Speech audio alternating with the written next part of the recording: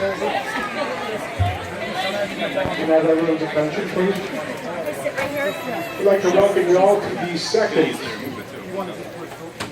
Ceschin McQuestion Memorial Scholarship and Sepsis Awareness Fundraiser. Now, before we get started, I just want to make sure that everybody has those white tickets. If you do not, head up to the counter up there and get your white ticket. We'll talk about that in a few minutes. I'd like to give a big thank you to all of our lane sponsors, our major sponsors out front here, the bigger banners, and of course the Griffin family, and Sharon Lanes for letting us, kind of take over this place for the day. And actually, I'd like to see you all give them a hand. I mean, this is pretty awesome.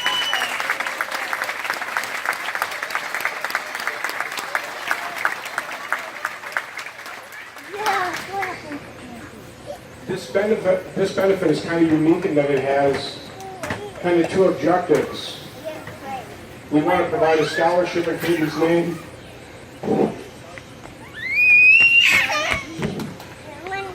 Forever, as long as we can.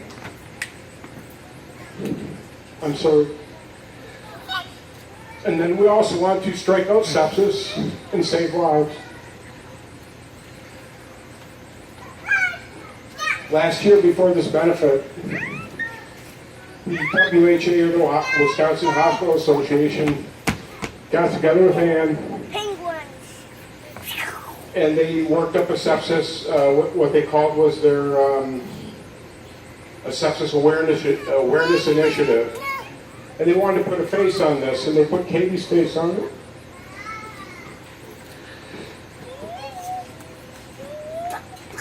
So that healthcare workers everywhere would understand how devastating this is to families. And now the thing, Katie, first, you see it all over here.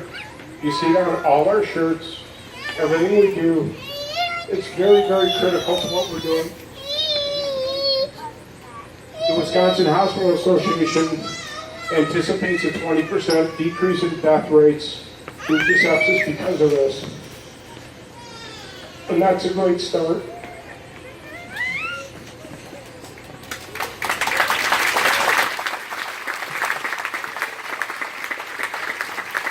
I always say think Katie first, think sepsis.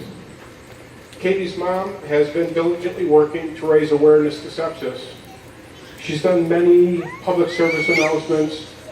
She's traveled locally to local government, state government, national government, and trying to do everything she can to raise awareness to sepsis.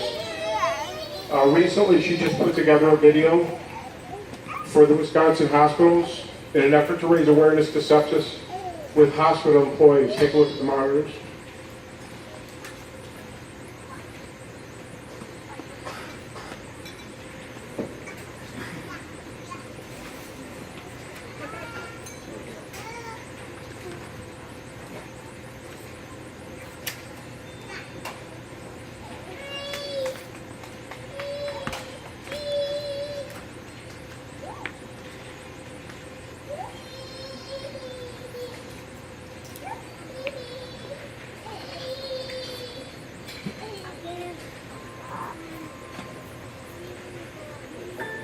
Here's this perfectly healthy 26-year-old woman who's probably got a head cold. How does she die within 7 hours? Katie died of, it was a heart attack and major organ failure from the sepsis. She was just married. Her wedding video came about 2 weeks after she died. So she was a rad tech for the last 4 years, and she died at the same hospital she worked at. And the whole time we're thinking it's still the flu, because the flu is going around. And then on New Year's Day, I met her and her husband at the ED.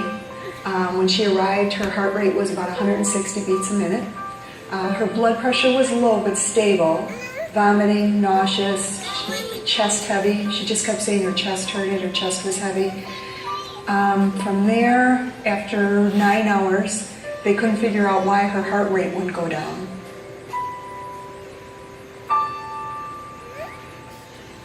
I left her at 7:30 that night. She was going to have some more labs drawn and be given some sleep medication.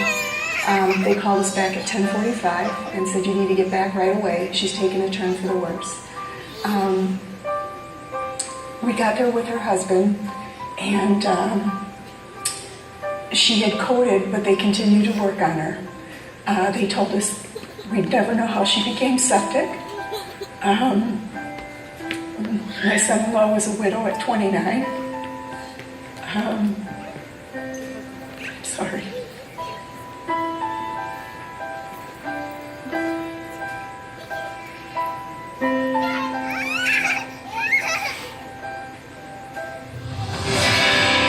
We had feedback a week ago that someone's husband was taken to the ER with a kidney stone and was admitted, and the wife knew Katie's story and demanded that a doctor test him for sepsis, check his lactate levels, and he was septic.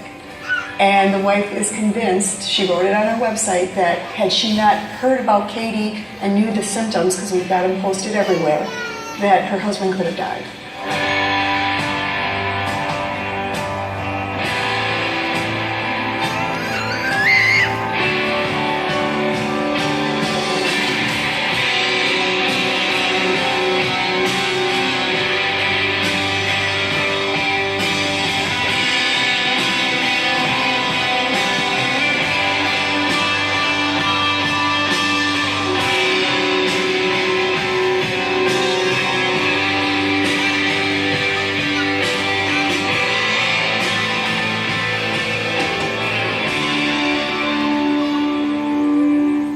Sepsis kills not only the very young and the very old, or those with a compromised immune system or central line, but we want people to think of Katie first when they come across the symptoms of sepsis, so that they can question themselves. It's been difficult for our whole family. It's been difficult for my son-in-law. It's incomprehensible, the depth of pain as a parent. And if we can help anybody, that's really what we want to do.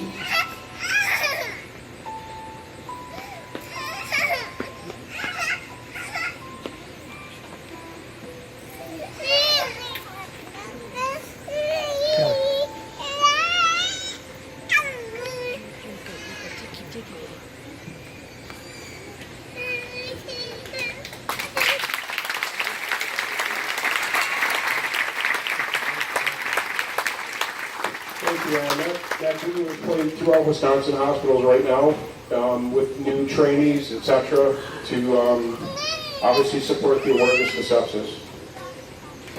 And it's also worked rigorously with the Rory Staunton Foundation from New York. Rory was a 12-year-old boy who fell in gym class, received a cut, in and out of the hospital many times, eventually lost his battle to sepsis. Rory's parents fought the battle, ended up with what's known now in New York as Rory's regulations. It's actually a sepsis protocol. In New York hospitals, if you have these symptoms, you must be checked for sepsis. She's also been recently working with Tony and Elizabeth Gallo, the parents of Gabby, who at the age of 5 acquired Rocky Mountain spotted fever heart tick bite. And again, after many visits to the hospital, was misdiagnosed and lost her life to sepsis. Just recently, the Galbos were able to get a protocol passed in the state of Illinois called Gabby's Law. That requires hospitals to adopt, implement, and update sepsis protocols in the state of Illinois. And so to have that happen right here in Wisconsin. And I know, Ann, it's going to happen. Can we take a minute, Elizabeth, Ann, Joe, Tony? Please stand up. Give these guys a hand for what they're doing.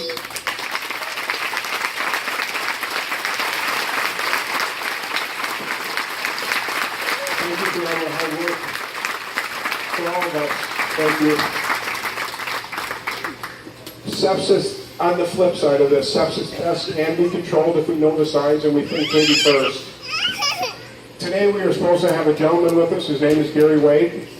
I've known his family forever. I really didn't know Gary that much because of our age difference, but I played softball with his brothers. He lives in Minnesota, and he had a battle about a year ago with sepsis. He actually called me 2 weeks ago, and he had his plane ticket to fly here. He wanted to tell his story about his experience with sepsis. Unfortunately, last Sunday, Gary had a heart attack. He's doing fine. But he texted me on Thursday saying he couldn't make it. He was very disappointed. So I'm going to briefly just tell you what Gary told me about his experience, in short. About a year ago, he fell ill, was in and out of the hospital many times. They just kept sending him home and telling him to take liquids and whatever. They just assumed it was something else. And he was home feeling really ill one night, and he happened to be on Facebook and saw our Facebook post from Katie's website. So him and his wife rushed to the ER and demanded to be checked for sepsis, and he was septic. He spent 5 days in the hospital recovering from sepsis. The doctor told him if it would have been 4 to 5 hours later, he probably would have lost his life. So sepsis awareness is huge. All we have to do, I know if it doesn't affect you, you probably push it aside or look at my Facebook posts or my wife's Facebook post or whatever and kind of just flip through them. But and that's okay, but at least look at the symptoms and know them in case you ever encounter that. Now, for sepsis awareness, in each of the bowler's bags, there is a flyer that was put into them so that you know the signs. There's some laying throughout the facility here. Take them, put it in your wallet or your purse. I know I said this last year, but it's very, very critical. We know of at least 3 or 4 lives that we've affected by having this event, and that's huge. Take Katie first.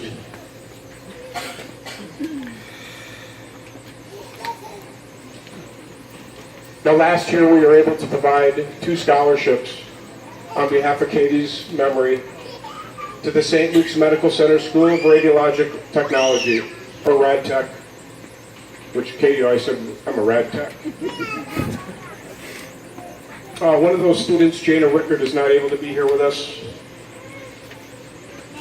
She actually was so pleased. She sent us a letter stating that the money helped her so much she was able to forego one of her jobs. Oh, I'm sorry.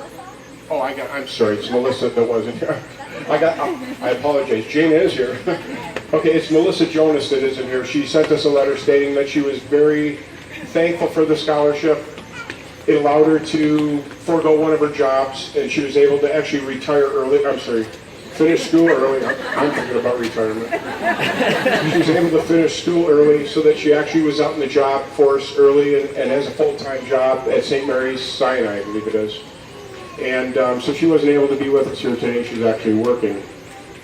However, Jada Rickard is here, the other receiver of our scholarship, and she'd like to say a few words. Give her a hand.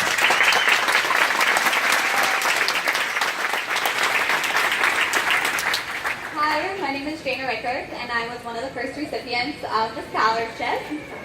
Winning the scholarship meant a lot to me. It allowed me to continue to focus on my studies in my last year of school. In August of this year, I graduated from Aurora St. Luke's School of Radiologic Technology. I'm currently working at Bell and Urgent Care in Green Bay and also at Aurora Oshkosh as a radiologic technologist. I look forward to helping others. Thank you so much for helping me finish my degree.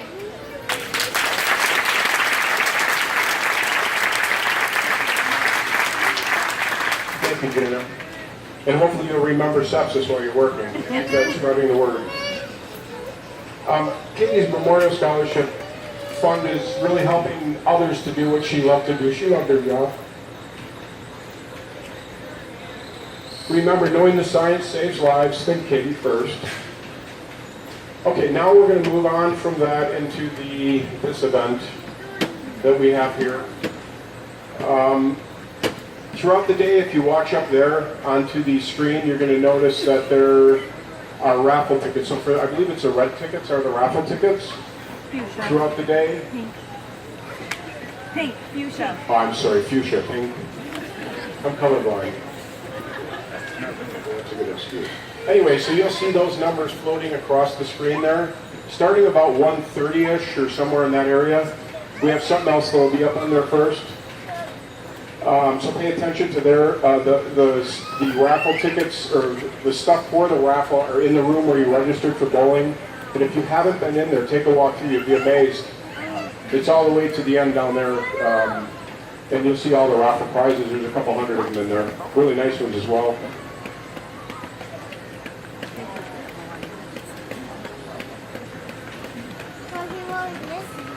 We also have my favorite. It's a wagon of booze. There's probably about 30 bottles. I didn't count them, but roughly 30 bottles of booze in it. Some nice products in there as well. We're only selling 100 tickets, so we have even somebody roll it through here or whatever later, but keep that in mind. Yes, Alyssa and Mark are selling them, so they'll be going up and down the lanes trying to get you all to buy a raffle ticket. It's great. PKY and Big Z, all right, they won it last year. And they actually re-donated back to the wagon, which is really nice because I didn't have to try to go and get one somewhere, so thank you for that. We'll be doing a 50-50 raffle where 50% of the raffle goes to the benefit, and the other 50% will be split amongst about three ticket holders. And obviously the total will be based upon how many dollars are in that raffle. There's a bake sale located right over by the registration. Just go up there if you want something, you know, after you have a few beers, you want something a little sweet. I do. Just make an offer. You don't have, there's no set prices. Offer whatever you want. There's also a $4,600 Snap-on toolbox that's being raffled off. It's a roll cab. It's also backed by the registration. People will be selling those as well for you. Jello shots, you've seen those already. I don't have to explain those. Also with the Jello shots, there's one, who has, thank you, Ann. There's going to be these pudding shots coming around with Katie's foundation written on there. So you pay $5 for this shot, seems expensive, you get to keep the glass, take it home. It's yours as a memorial.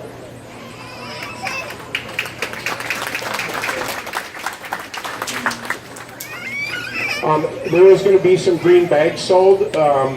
Where are they selling those, Ann? The green bags? Up here. Okay, right up here.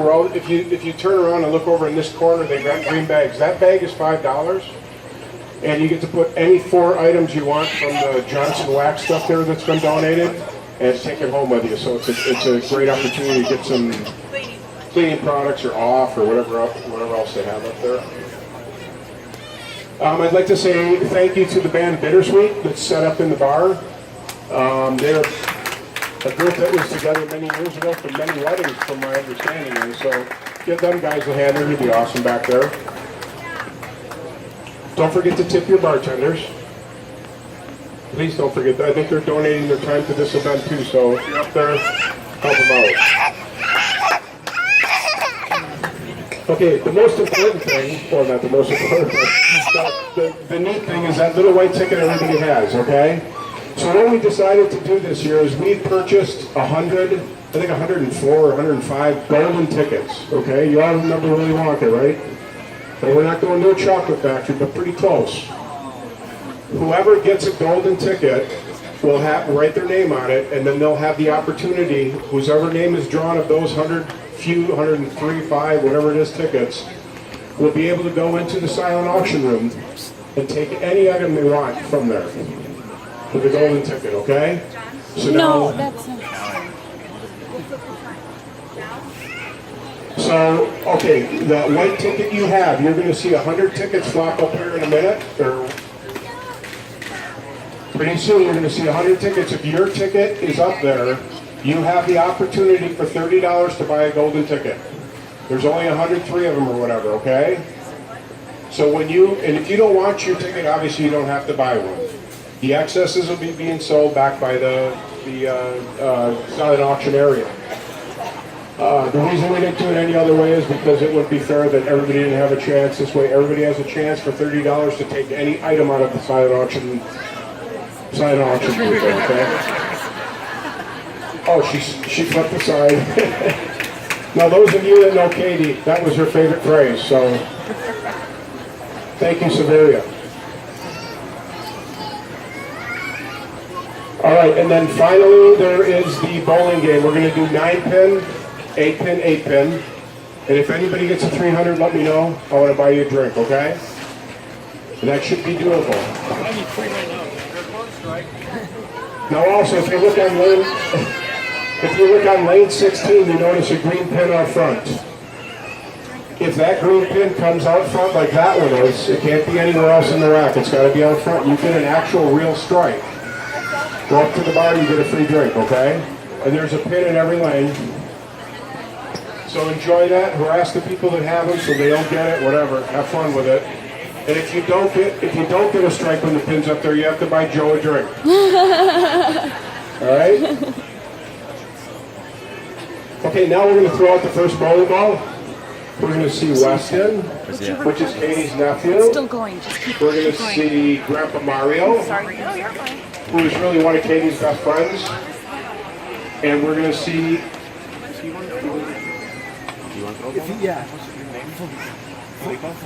And Filippo is also going to throw one out, along with Katie's niece, Neba. Okay, guys, go ahead. You can go through it however you want. Mario? Mario. You want this?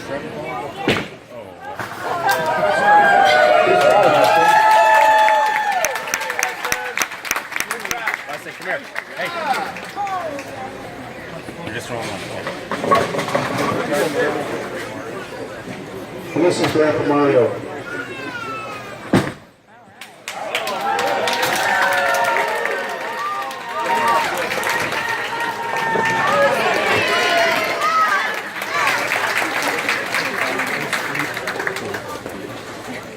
And here goes Filippo.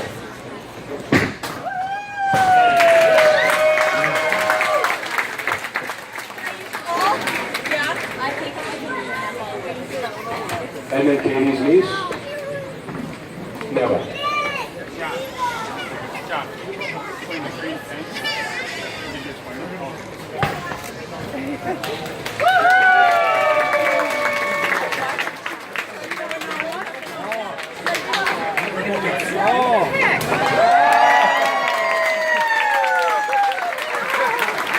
Okay, everyone, let's, as Katie would say, well, before I say that, if you have any questions or anything, look for these shirts, we can help you. And there's a lot of other people running around that'll help you out too. If you have any questions or concerns, any recommendations for the future, please let us know, okay?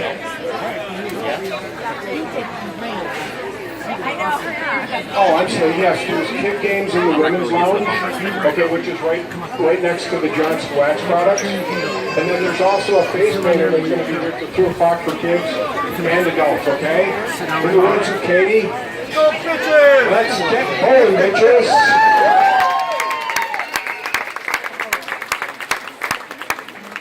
Okay, I'm sorry, if you have the white, if your white ticket number comes up, bring it to the room where you